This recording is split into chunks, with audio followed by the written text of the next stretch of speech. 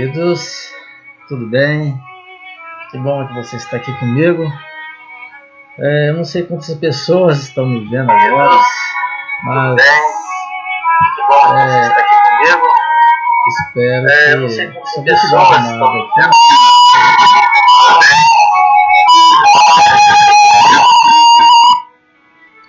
Desculpa, houve um probleminha técnico aqui, mas já está resolvido, tá bom? Que Deus abençoe, que bom que você está aqui comigo. Estamos falando aqui a respeito da palavra de Deus. Espero que o som fique normal e que vocês possam me ouvir, tá bom? Nós falamos a última vez sobre Ezequiel, capítulo 34, versículo 13 e 15. Falou assim, ó, Jesus falando: tirá-las-ei do povo e a congregarei dos países e a trarei à sua própria terra e as apacentarei nos montes de Israel, junto aos rios e em todas as habitações da terra, e os bons pastos as apacentarei, e nos altos montes de Israel será o seu aprisco, e ali se deitarão um bom redil, pastarão em pastos gordos no monte de Israel, e eu mesmo apacentarei as minhas ovelhas, eu mesmo a farei repousar, diz o Senhor. Então, Jesus, Ele mesmo que vai abençoar você. Entendeu? Não tem outra fonte de bênção. É Ele mesmo que vai te abençoar. Então, Ele fez um grande projeto. Esse grande projeto é para você, para mim, para nós, para que nós possamos entender quem é Ele e amá-lo com todo o nosso coração. Nós temos a abolição, a vontade de adorar. Essa vontade partiu dele, do nosso Pai. Por isso que nós falamos daquele último vídeo que nós somos o quê? Nós somos seres humanos e seres celestiais ao mesmo tempo. Porque a nossa alma ela anseia estar com quem? Com Deus vivo. Então, se a nossa alma anseia estar com Deus vivo, é porque nós temos o quê? Contato com Ele sempre. Independente da religião que você professa, daquilo que você acha, daquilo que você pensa, Ele vai continuar sendo o nosso Pai, o nosso Deus maravilhoso, o nosso Senhor, o nosso benfeitor, né? Benfeitor. O nosso Deus é aquele que nos quer que nós estejamos, sabe, compreendendo Ele na sua inteireza. Então, é porque Ele quer nos abençoar. Para que Ele nos abençoe, é necessário que você e eu nos compreendamos qual o jeito dele, quem é Ele realmente. As pessoas se confundem tanto com religião, né? E Jesus não é religião, querido. Jesus não é placa de igreja. Jesus não é aquela coisinha, né? Sabe? Você ficar assim, e vamos rezar, e vamos andar de joelho, e vamos rodopiar. Jesus não é isso.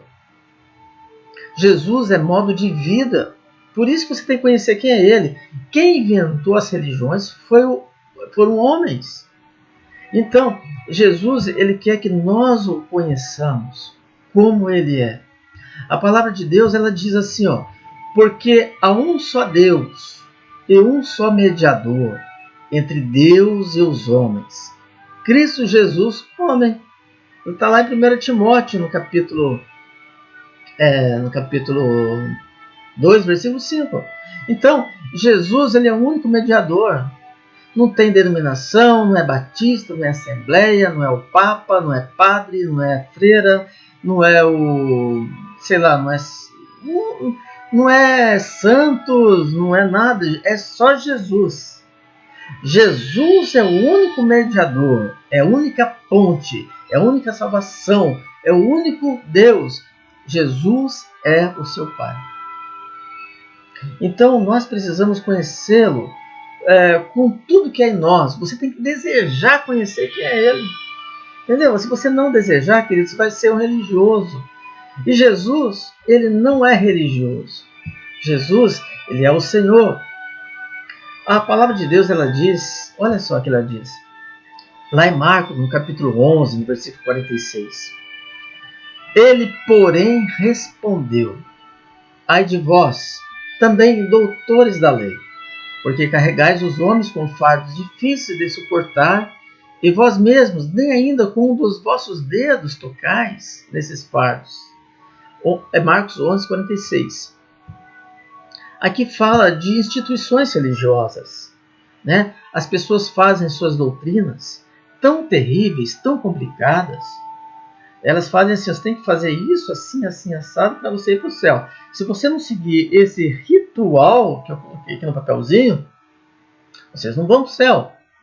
Então, daí eles falam assim: porque o homem tem que ter barba, o homem não pode ter barba porque é pecado, não pode ter cabelo comprido porque é pecado, a mulher tem que ter cabelo comprido, se ela tiver cabelo curto é pecado, você não pode comer determinadas comidas porque é pecado, você não pode vestir determinadas vestes porque é pecado, você não pode fazer isso, fazer aquilo. Então são leis que os homens colocam que nem mesmo eles podem colocar, podem tocar.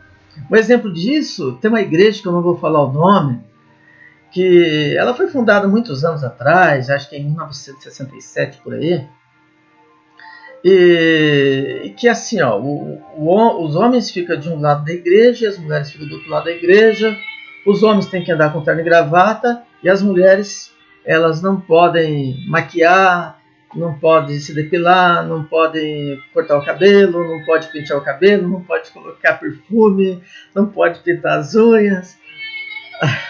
Um peso muito grande para as mulheres e um peso muito pequeno para os homens dessa igreja, né? Então, segundo eles, se você for bem pobrezinho, bem humilde, bem pequeno, você vai para o céu. Se você não seguir essas regras, você vai para o inferno. Então, são coisas totalmente débeis. Eu não vou dizer até lúdica, porque uma criança, ela não agiria dessa forma. Mas essas pessoas colocam regras tão pesadas que nem mesmo elas conseguem suportar. Essa carga de coisas que está sobre a igreja, ela veio desde os primórdios. Não é agora não. Ela veio desde sempre. Porque o homem, querendo ser santo, começa a fazer regras, colocar objetos, colocar coisas e coisas. Mas Jesus, ele veio contra tudo isso. Jesus, na verdade, ele veio contra a religião, contra os dogmas, contra aquelas barbáries daquela época. E os fariseus, que eram os religiosos, os carinha bonzinhos, os carinha que diz ser santo, né, que fica a mãozinha assim, esses caras eram chamados de fariseus. Fariseus hipócritas, fariseus e saduceus. Jesus chamou eles de hipócritas. Por quê? Porque por fora é muito bonitinho, mas por dentro está sujo, está imundo, está horrível. Como se fosse um túmulo pintado. O túmulo pintado, você vê a aparência dele lá de fora, é bonito até de se ver. Mas se você olhar por dentro do túmulo, tem coisa morta, coisa horrível, coisas terríveis. Então, a palavra do Senhor, ela é muito clara nesse sentido, que nós devemos entender quem é o Senhor, entender quem é Jesus, compreendê-lo na sua inteireza, compreendê-lo na sua formosura. Porque Jesus não é religião. De novo, eu vou falar isso para vocês. Jesus muitas vezes nem entra em algumas placas denominacionais ou seitas religiosas, porque ali está tão terrível, o ambiente é tão horrível, que o Senhor não entra. Quem entra é o adversário entra. E vocês vão ver pessoas expulsando os demônios lá dentro. Por quê? Porque Jesus não está. Aonde há luz, não há trevas. E Jesus é luz. O demônio, ele é trevas. E por que vocês acham que existe demônios dentro de algumas igrejas? Porque ali tem trevas, então ele entra. Se tivesse luz, não entrava. Expulsar demônio não é sinônimo de poder. Isso não é sinônimo de poder. fazer entrevista com o demônio, isso não é nada, não é sinônimo de poder. Isto é a descrição de uma igreja que não tem a luz. Uma descrição de um ambiente inóspito, horrível. As pessoas, elas não entendem que viver com Jesus é na sua singeleza, sabe? Aquele algo maravilhoso. Lá atrás, quando Elias, ele fez algo tremendo. Ele juntou os sacerdotes de Baal, em torno de 700. E ele fez digamos assim, entre aspas, uma competição. Vocês orem para os seus deuses. Nós vamos fazer 2 altares. E se o seu Deus, se for realmente ele Deus, ele vai mandar um raio e vai consumir o altar. E eu vou fazer a mesma coisa com meu Deus. Então, Elias estava sozinho, enfrentando 700 sacerdotes de Baal e dos deuses antigos. Eles ficaram quase o dia todo gritando, aqueles 700 sacerdotes, gritavam, vocês quartejavam, e nada de vir raio para devorar ali o holocausto, né? E Elias chegou a vez de Elias, ele falou assim, o meu holocausto está aqui, e vocês vão jogar água nessa madeira, muita água. E jogaram bastante água. Agora eu vou pedir para o Deus de Israel, para que ele lance aí um fogo e consuma todo esse holocausto. E assim aconteceu. O Senhor mandou um fogo, consumiu a água, consumiu as madeiras, consumiu o holocausto, consumiu tudo. Daí Elias matou os 700 sacerdotes de Baal. Só que Elias, naquela ocasião, ele estava tão cheio de poder, mas depois que ele viu que a Jezabel, que era a esposa do rei, ela começou a persegui-la, ele ficou com medo. Daí ele se escondeu numa caverna. Alguns teólogos dizem que estava com depressão. Talvez eu até diria que sim, mas Elias era um homem que nem nós. A gente tem nossos altos, nossos baixos, nossas fraquezas, enfim. Mas ele estava guardando a palavra de Deus. Ele guardava a palavra de Deus. Então Elias, o Senhor mandou ele sair da caverna, mandou ele andar para um determinado local, ele foi, ele escondeu, enfim. E daí o Senhor começou a se mostrar a Elias. Essa parte que eu quero que você entenda. Passou uma trovoada, Deus não estava lá. Passou uma tempestade, Deus não estava lá. Daí passou um vento impetuoso, silencioso, com a voz mansa e suave. Deus estava lá, nessa voz mansa e suave e no silêncio. Deus opera no silêncio. Deus não opera na anarquia, na bagunça, na gritaria. Deus não opera dessa forma. Por isso que você precisa conhecer quem é Ele. Quem é Jesus? As pessoas não conhecem quem é Jesus, fica gritando, fica pensando que Jesus é surdo, né? E fica falando, repetindo palavras e liturgias, e olho para lá, olho para cá. Queridos, Jesus não é isso. Jesus fala ao seu coração numa voz mansa e delicada, não é? Eu queria mostrar para vocês aqui algo que o Senhor falou para uma igreja. Antes de falar dessa igreja, eu queria mostrar para vocês aqui um mapa da situação desde quando Jesus morreu e formou a igreja. E quando eu falo igreja, quando estou falando de igreja, estou falando de você e de mim. Tá bom? É de nós. Então, o Espírito da igreja. O Espírito da igreja. Existem períodos que o Senhor começou a falar. Veja bem. Ali no primeiro século, depois de Cristo, depois que Jesus morreu, no primeiro século, ali no tempo de Atos, dos Apóstolos, surgiu a igreja que o Senhor mesmo designou de Éfeso. A essa igreja, o significado dela é impassível. Então Jesus se apresenta no meio dela e segura as 7 estrelas e anda no meio dos 7 candelabros. Então Jesus ele dá um elogio para essa igreja nesse primeiro século. Perseveranças, boas obras, pois aprova os falsos mestres, mas ele abandonou o primeiro amor. Simplesmente essa igreja do primeiro século abandonou porque ficou tão acostumada. Ela ficou acostumada com Deus. Ela ficou, na verdade, quando Jesus estava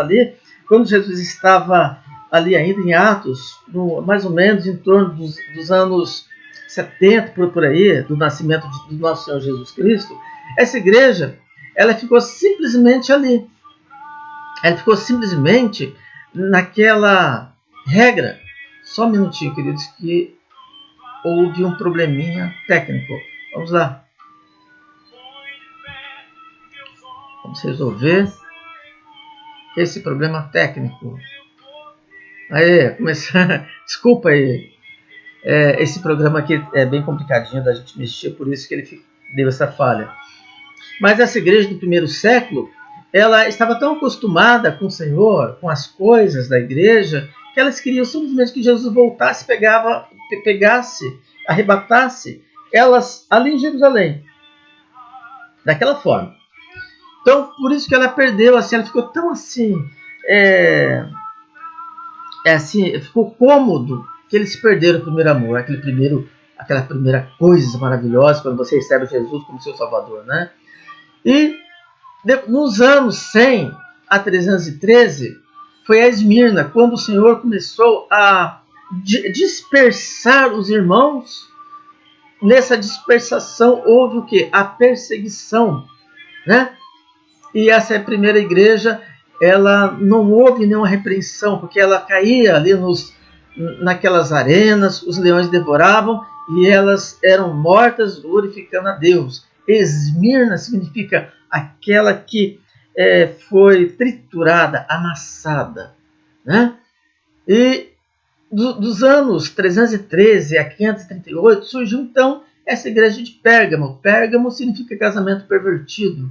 É uma igreja que se tornou popular, é uma igreja que se espalhou, ela se misturou com as seitas religiosas. E daí o Senhor falou assim que ela aceitava aqui as falsas doutrinas. E essa igreja então teve ali uma repreensão do Senhor, mas também teve ali aqueles que vencesse essa barbárie, poderia comer do maná escondido e de uma pedrinha branca com seu novo nome.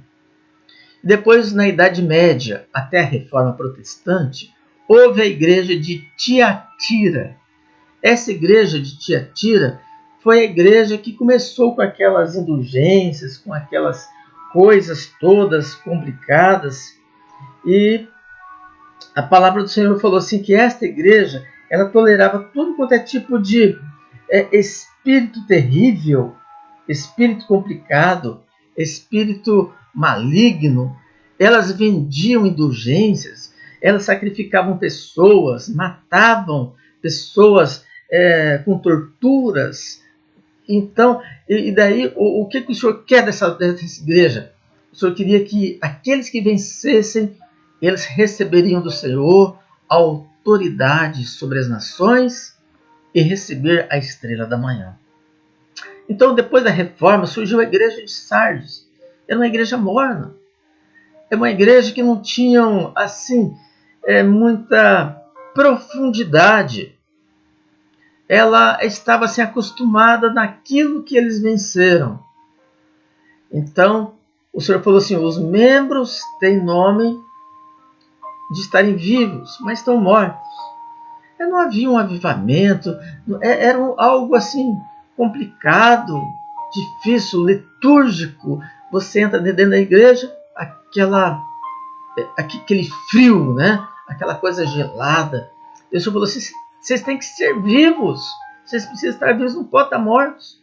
Então, aqueles que vencerem poderão ser vestidos com vestiduras brancas e o nome não apagado no livro da vida. E daí finalmente veio o grande avivamento. E é sobre essa igreja que eu queria falar com vocês. Sobre essas duas últimas igrejas, Filadélfia e Laodiceia. A Filadélfia é uma igreja que ela tem guardado. É uma igreja que ela tem tentado entender quem é Deus, a Filadélfia. E ela procurou ler a palavra, estudou a palavra, buscou o poder de Deus, queria entender quem era Jesus. Mas ela sabia que ela era fraca. Então, a igreja de Filadélfia sabia que ela podia até pecar, errar, muitas vezes, porque era fraca. Mas ela sabia o significado do poder de Deus na palavra, por isso que ela guardava a palavra. Porque na palavra existe o perdão dos pecados. E se você não acreditar no perdão dos pecados, querido, você não acredita em Cristo. Porque Cristo, ele sacrificou-se, ele morreu para que nós pudéssemos ser salvos, para que os nossos pecados fossem perdoados, para que a palavra dele fosse revelada nos corações profundos. Nós precisamos acreditar no sacrifício de Cristo. Nós precisamos entender o porquê que ele morreu. Este grande amor, o santo amor, o maravilhoso amor. Então, esta igreja não foi repreendida. Esta igreja, ela foi falar assim, ó, guardaste a minha palavra e não negaste o meu nome. Então você será tirada. Essa igreja será tirada. E a palavra tirada, quando você lê ali em Apocalipse, é harpazo. Significa tirar com violência, tirar repentinamente. A igreja de Filadélfia é a igreja que será arrebatada. Quando você lê Mateus 24, quando o Senhor fala ali das 10 mulheres, 5 prudentes e 5 imprudentes, fala dessas duas igrejas, Filadélfia e Laodiceia. A Filadélfia, embora ela entenda da sua fraqueza, porque ela adormeceu também, ela tinha guardado o óleo. E este óleo é que levou ela para as bodas do Cordeiro, diferentemente da Laodiceia que ficou. E o Senhor falou assim, ó, a própria Filadélfia falou para a Laodiceia, vá para naquele que vende o azeite e compre para você. Eu não vou dar o meu azeite, senão vai faltar para mim e para você. Quando aquelas moças entraram nas bodas, as portas fecharam. E essas outras 5 que eram imprudentes ficaram para lá, para fora. Porque elas têm que comprar. Elas têm que comprar o óleo. Elas têm que comprar o poder de Deus. Elas precisam comprar. Nós estamos vivendo essa última, a Laodiceia. É a atualidade, a igreja da atualidade. Uma igreja morna. Uma igreja que ela pensa que ela não precisa de coisa alguma. Está tudo certo, está tudo bem. Eu não estou falando assim de rituais, né? Estou falando de coração, de dentro. Ela pensa porque ela dá dízimo, porque ela dá oferta, porque ela vai para a igreja aos domingos, porque ela fica sentada no banco, porque ela dá esmola, porque ela faz isso, faz aquilo. Ela está bem. Não está bem, não. Está ruim. Está ruim. Porque Deus quer que você o conheça. Deus não quer que você seja uma pessoa religiosa, uma pessoa voltada às tradições, uma pessoa voltada ao interesse litúrgico da coisa. Ele quer que você viva e saiba quem é Ele. Não importa se você frequenta a igreja ou não. O importante é o teu coração, o importante é a palavra que tem que estar guardada dentro do seu coração. Se a palavra não estiver guardada no seu coração, você fica. Olha só o que o Senhor fala da igreja de Laodiceia. Ela diz o seguinte: e o anjo da igreja de Laodiceia escreve: isto diz o Amém, a testemunha fiel e verdadeira, o princípio da criação de Deus, que é Jesus. Eu sei as tuas obras, que nem és frio nem quente. Oxalá fores frio ou quente. Assim, porque és morno e não és frio nem quente, vomitar-te-ei da minha boca. Essa é a palavra dura do Senhor para esta igreja, que é a igreja da atualidade. Não adianta você falar que você é cristão se você não vive o cristianismo. Não adianta você rodopiar na igreja se você não tem testemunho dentro da sua casa ou aonde você for. Não adianta você falar línguas estranhas se o Senhor está longe de você. Não adianta você falar que você tem dons se os dons que você tem é mentira. Não adianta você ler a palavra, a Bíblia inteirinha no ano, se você não pratica a palavra. Você precisa acordar desse sono profundo. Você precisa comprar o azeite. Sabe por quê? Porque o tempo do fim está próximo. Filadélfia já foi. Existem poucos remanescentes de Filadélfia. E esses remanescentes não estão dentro de igreja. Porque não concordam com aquilo que está sendo falado. A mentira está sendo pregada atrás de púlpitos. Pessoas pensando que são pastores utilizam os púlpitos como forma de ganhar dinheiro. Você acha que isso é correto? Eu não estou falando só de pastores, não, estou falando de padres também. Porque ser sacerdote não é profissão. Ser sacerdote é um dom. Profissão, você pode ter qualquer profissão que você escolher. Agora, você ter título de pastor, sabia que pastor é líder? Não existe esse título de pastor. Você sabia disso? Não tem, não existe, não está escrito na Bíblia, não. O Senhor falou assim, o Senhor chamou um para pastores, outro para apóstolos, outro para missionários, mestres e doutores. Sabe do que se trata isso? Trata de dom. Não trata de formação teológica de um homem de Deus. Todos nós somos de Deus. Porque o ministério foi dado a todos. Para criança, para idoso, para mulher, para todo mundo. O ministério foi dado quando Jesus morreu na cruz do Calvário. E o véu do templo se rasgou de alto a baixo. Ele falou assim, todo mundo agora é sacerdote. Todo mundo agora tem que pregar. Todo mundo tem que falar de Deus. A mentira está sendo pregada e sendo travada nos púlpitos de igrejas. E as pessoas nem desconfiam disso. Cai feito pato, Laodiceia, morna.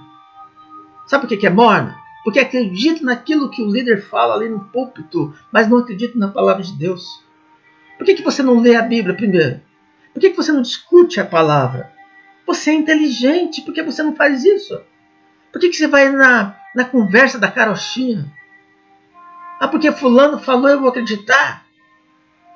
Por que você não questionou? Porque o fulano de tal está guardando o dia tal? Por que o fulano de tal está mandando fazer isso assim assado? Por que não questiona? Por que você não lê? Porque na Bíblia não está escrito. Não está. É necessário que nós acordamos. Entendeu? Tem pessoas que você vai ficar surpreso quando vê lá no céu. Eles nem entraram numa igreja, mas são santas. Por quê? Porque guardaram a palavra de Deus. Cadê a Filadélfia? Cadê a Filadélfia? Você pensa que a igreja de Filadélfia tem placa de igreja? Você pensa que a igreja de Filadélfia, essa igreja, essa dispensação que o Senhor fez, ela tem algum título? Não tem. Ela não tem. Ela está espalhada. Os remanescentes, porque a Filadélfia já acabou, praticamente está acabada. Mas existem alguns remanescentes, são poucos. Esses poucos irão ser arrebatados. E todas as demais igrejas, Esmirna, Éfeso, Tiatira, todas aquelas que venceram, serão ressuscitadas, transformadas e subirão ao encontro do Senhor nos ares, nas bodas do Cordeiro, conforme Mateus 24. Ler a palavra de Deus, querido, não é você ler um livro qualquer, você tem que ter entendimento. Leia, quer ler a Bíblia? Leia um versículo só e procura saber o que está contendo, o que contém aquele versículo.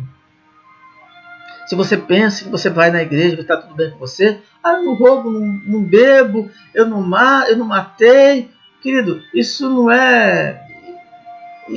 não está referendado isso a você como uma característica para você ser levantado aos céus. Isso aí não é pré-requisito. Fazer boas obras não é pré-requisito. Ser bonzinho não é pré-requisito. O pré-requisito é você conhecer quem é Jesus. Quem é Jesus? Você pode tê-lo aí onde você está, no teu quarto. Você pode convocá-lo aí onde você está. Sabe por quê? Porque a palavra é clara. Sabe por que a palavra é clara? Porque ele falou assim: eu mesmo apacentarei as minhas ovelhas e eu as farei repousar. Repousar significa descansar. Jesus quer que você descanse nele. Muitas vezes nós nos preocupamos tanto, mas tanto, e nós esquecemos. Nós esquecemos o porquê de muitas coisas. Nós esquecemos o porquê que estamos aqui. A palavra de Deus diz assim: você pode ganhar o mundo, mas ai de você se você perder tua alma. Não faça isso. A coisa mais importante para nós, nesses últimos dias da igreja, nesses últimos momentos da igreja, é você guardar bem a tua coroa. A coroa está aqui na cabeça. A coroa não está na ponta do pé. A coroa não está nas mãos. Está aqui, ó. A coroa significa salvação. Jesus morreu por você. Esse é o grande amor. Existia uma lei que aqueles que pecassem, aqueles que pecaram deveriam ser mortos. Mas o amor tão grande de Jesus é tão grande que ele falou assim: não, você pecou? Eu vou morrer por você. Se alguém tem que morrer, sou eu. Você não. Porque você é a coisa mais linda que eu criei. Eu quero que você viva. Então viva. Viva. Viva em Cristo. Viva com o Senhor. Viva na santidade com Cristo. Tenta entender. Leia a palavra. Tenta entender quem é Ele. Porque o Senhor te salvará. O Senhor te abençoará se você optar por conhecer quem é Jesus. Amém? Shalom. Tenha uma semana de paz. Tenha uma semana de vitória. Eu estarei com você no próximo final de semana. Em nome de Jesus. Amém. E amém.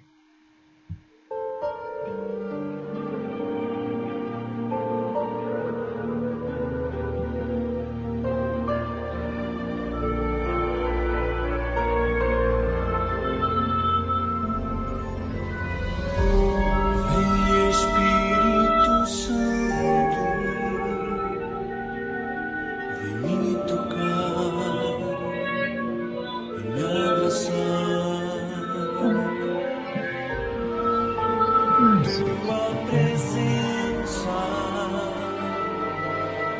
é tudo que eu preciso, meu precioso amigo, pra te adorar. Levanto as minhas mãos.